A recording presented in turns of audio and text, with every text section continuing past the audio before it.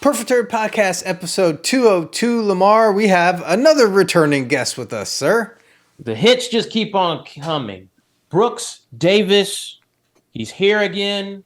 Of course, he would have in the background Gingerweed Man. That was the first movie we talked to him about. But we're moving away from the cannabis, and now we're coming to Bring Her to Me. How are you doing today, sir? I'm doing great, guys. Thanks again for having me back. It's an honor. It's like I said, you guys were the first to review Gingerweed Man back in the day, and I've stayed with you guys watching all your reviews and seen some great movies based on just the reviews I've even heard of. And if anything, like I said, I've been following Lamar and his antics. And I say, Joe, I didn't realize you were such a guitar playing maestro out there, rocking hardcore. He's a freaking performer too. I know. He's out there rocking it. I knew the guitars were back there, but I've seen some of your posts and good man. Congrats, you're just out there rocking it like a king. Well, let's get into it. Like I said, we came from Gingerweed Man, and now we're going into dreams and demons. How did the idea of Bring Her to Me come about? And we have to say, this is also coming out this week, October 27th, on full moon. But how did this idea come into fruition? Well, of course, Friday the 27th. The idea, came about a year ago, almost a year ago to the date. Charles Band, my boss here at Full Moon, called me into the office and said, "Hey, guess what? I've got your next project for you." And I was hoping to be a sequel to something. But he was like, "You know what? No sequels. We've got something completely different for you." And he ended up, and I've got it here for you, pulled up this piece of paper, artwork, with the little title, Bring Her to Me, and said, "Here's your next movie." Boom. And it was kind of like that classic Roger Corman poster pitch. Here's the artwork. And all I ask is a girl flying on a bed and go figure it out. And I was like, oh, okay, and especially on our budgets, a flying bed. Well, this will be interesting. And I'm glad you brought up dreams, because when I saw that image, that was the first thing that hit my mind was dreams. This has to be a dreamy thing, flying bed. That will make sense. That will be believable, and ways to make it fake it with our budgets and everything. And so it started from there. So went back and I just started, okay, what's an interesting take on dreams? What can we do to get her on a bed flying? We've got this great title, Bring Her to Me, which was like this great command. So I started looking into incubus lore, the thought of the incubus and dream demons, stuff like that. Because again, being full moon, I should say there's two parameters: flying bed and, of course, boobies. It's full moon. We have a etiquette to uphold, and I got together with a really talented writer who worked on Dr. Death. At the end of the day, I had about half the budget of the usual full moon movie on this one. Oh wow! Yeah, big time on us. Wow. And it was real limited as far as what can you do with a big cast, big story. So I thought, well, let's just do the one location setup per se. And then I started watching Hateful Eight one night, and I thought, oh, let's kind of do something, treat it like a stage play. I've got a budget. Let's get a core group of like 3-4 actors and treat it like a stage play, and kind of working it that way. I thought, I was watching Night Gallery episodes. So I thought, let's treat it like a good Night Gallery episode. Because, kind of our run times are about an hour, give or take. And I thought that'd be a great little tight, let's make it a tight, time compressed sort of story. And so we ironed everything out and figured out how to make the bed fly. So we could actually have some cool flying bed stuff, which I'm actually really proud of in the movies. I'm like, if the bed can't fly, I've screwed this up. As Charlie's main thing was, I've got the Ghoulies poster. It was so famous. We've got the Ghoulies coming out of the toilet. So I had to throw it in the movie. So we got to have this bed flying in the movie, no matter what it takes. And by the graces of the film gods, we got it done in our usual 5 days. And then maybe about 2 months or so putting it together, and what we got coming out Friday, the 27th. Well, you mentioned the bed. Are you willing to reveal some of those secrets, how you got the bed to fly? Or Oh, sure. I can tell you at the initial time we got it, I got the budget. I had to X out my visual effects budget. Right. Because I'm like, well, I know enough, I can fake it to make it. Yeah. So part of the thing was I didn't shoot on green screen. That was one thing I was thinking about, but I've been playing around DaVinci Resolve with some tricks and stuff, Hmm. and I found this one little thing called the Magic Mask. And there's your big tip there, filmmakers: Magic Mask and DaVinci Resolve. Oh, Hmm. okay. So when it came time for the bed, and mind you, of course, here's the most important aspect of this whole movie: this flying bed. We got to figure this out. Very last thing we shot, day 5, hour 13 or whatever, and we're basically get in the bed real quick. We're just going to shoot you around the bed, scream a lot, get the leaf blowers out. Let's shoot this in like 10 minutes. And we got it all done. So part of the trick was we shot against the black background, as you've seen in the movie. And that worked to a degree. Let me back up a bit. Once we got the movie made, Charlie said, okay, we'll give you a budget for the effects. So I thought, okay, cool. My effects guy gets the footage and he's like, there's no green screen, there's no tracking marks. The hell am I going to do? I can rotoscope this for months and $30,000 and I still won't be able to do it. I'm like, oh shit. So yikes. So then I started playing with the magic mask, and the biggest thing was getting her hair. Her hair's flying, and her hair's dark. It's in the black background.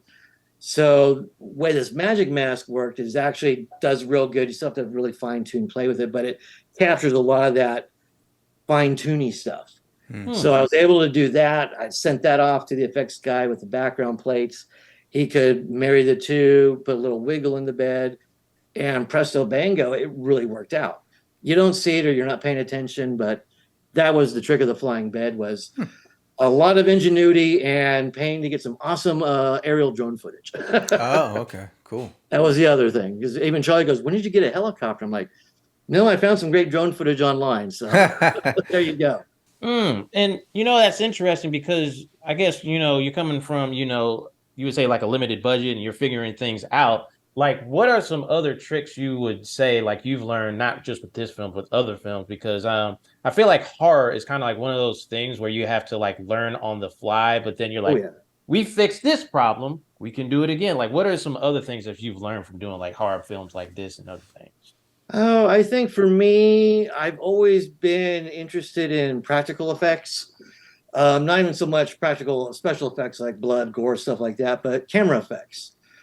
Going way back, love like watching old silent movies and watching some of the effects and like, yeah, they show their date and their age and where, but there's still that little bit of trickery. And you're like, okay, if you figure out how they did that, then how can I reverse engineer that with today's technology? How can I do that? We can all understand comping. So let's figure out ways to how can I comp this with that? I would say one thing is learn your editing software, ins and outs, watch YouTube videos. About the year I was working on developing the movie, I was watching umpteen million YouTube videos. How do you get the most out of Resolve? What kind of tricks can you do? And so once I found a trick I liked, I learned how to do it.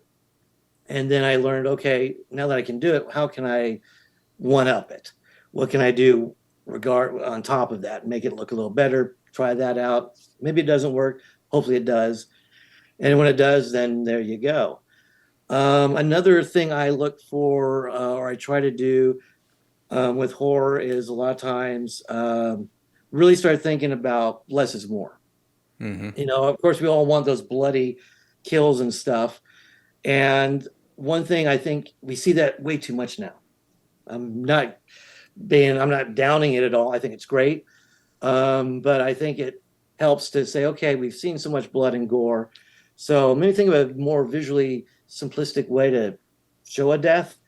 And maybe it won't be as bloody or gory, but it may be more cinematic, more artful, and that will help sell it better.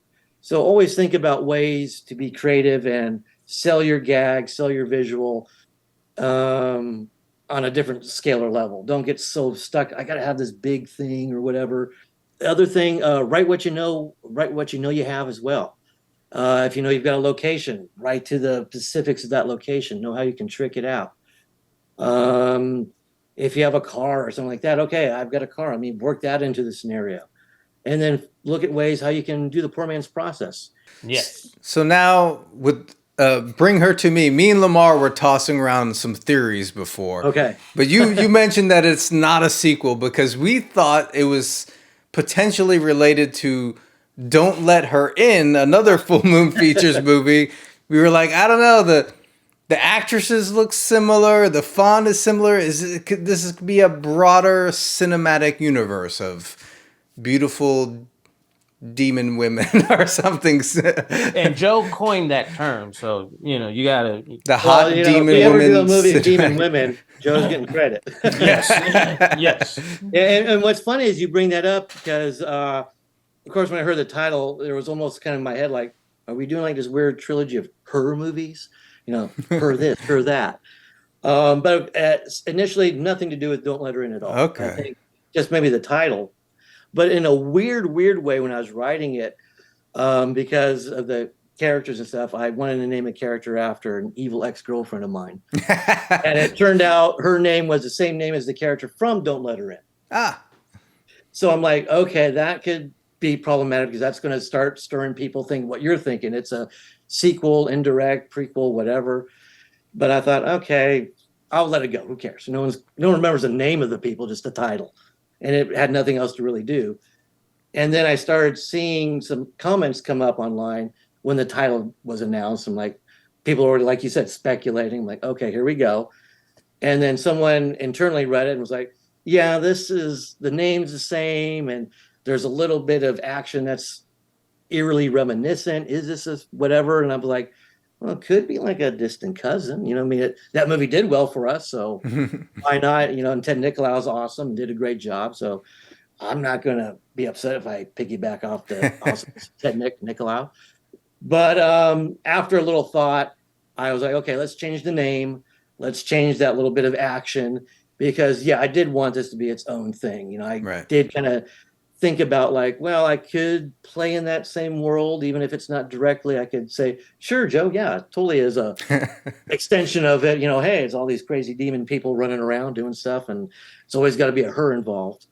But at the end of the day, I was like, I want this to be its own separate beast. So title-wise, font-wise, sure, we want to get those people in, but it's ended up its own entire separate beast. All right. Well, fair enough. That settles our debate, Lamar. It does, because we were talking about it. I'm like, when I was watching it, and I had told you I checked this twice. I was like, that's the same girl, and I'm looking at IMDb. Right? I'm like, I don't Yeah. know. I don't see Weird them apartment. in the There's same two chanting. Yeah, it's like it's the same person, but There's definitely some deliberate full moon references, Easter eggs. I even thought I wanted to put the hand from Netherworld somehow in the background as an art piece or whatever, little Easter egg. So the full moon DNA is there. So you're not too far off to say it's somewhat connected, but everything's still its own little world in the full moon universe. Yeah. Now, I got to ask this question. We're talking about dreams. Can you recollect the worst nightmare you've ever had? Oh, yeah. No, in fact, the one that really, I probably want to say was like worse as far as really bad things, but I was a kid. And it was one of these images that stuck with me and actually realized after the fact it filtered into this movie. I remember as a kid having a dream and our laundry was out in the garage outside. So I was, for some reason, middle of the night, I got to go out to the laundry room. And for whatever reason, out of the corner of my eye, you would round the corner into the garage. And out of the corner of my eye, I could see like this 10-foot tall, dark, lean, mean, shadowy werewolf, yellow-eyed creature hugged against the wall, like waiting for me. And I just remember as a kid, that image still to this day gives me a little bit of a chill. I don't know why. I'm almost 50, no big deal. It's not around the corner, but that would probably be the one very, I would say, influential dream or really stuck with me, that visual, and that not just that visual, but that fear of that visual. I've definitely had my share of nightmares where you knock teeth out or late for school or can't find the locker or, zombies are chasing you or whatever. But that particular one, that image and that I can feel that feel of dread.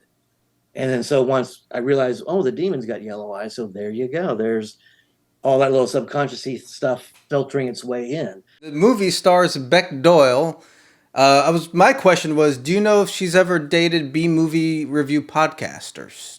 Just asking for a friend. That's Not all. for. I'm not for sure, but there's always a first, and who knows? Look at Lamar, You how grouchy he looks. He's always trying to cut me off at the pass.